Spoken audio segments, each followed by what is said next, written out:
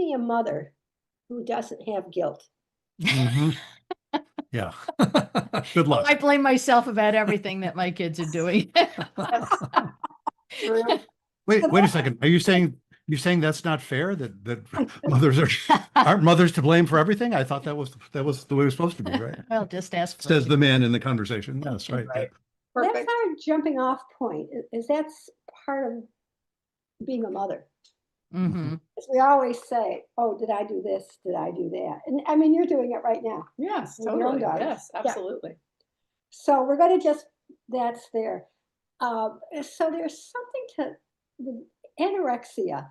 Now there have been many genes that have been linked to anorexia and eating disorders.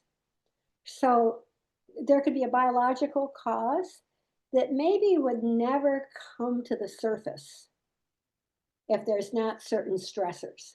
Mm. So Rachel had all the good genetic underpinnings for developing an eating disorder. When she became stressed, which she was not in high school, but she became stressed in college, especially around some of those deaths that we related to in the book. Mhm. Then that's when we began to see the symptoms. And OCD is certainly OCD.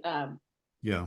That's a huge, to me, trigger point as well, because the OCD just drove the behaviors that were ritualized that then became addictive.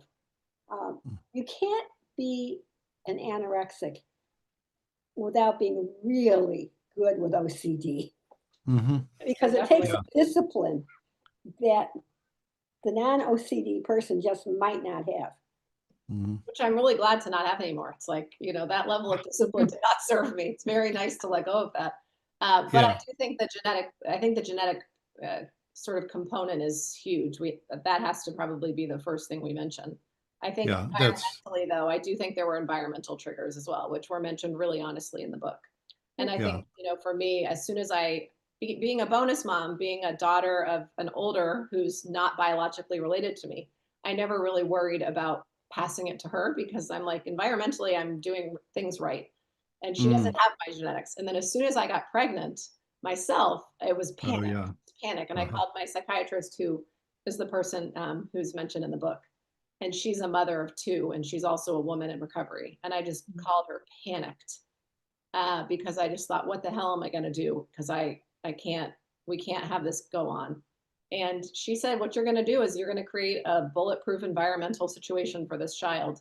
And she's going to have all the genetic capacity towards it, but you're going to hope that you are able to interrupt through a lot of other things.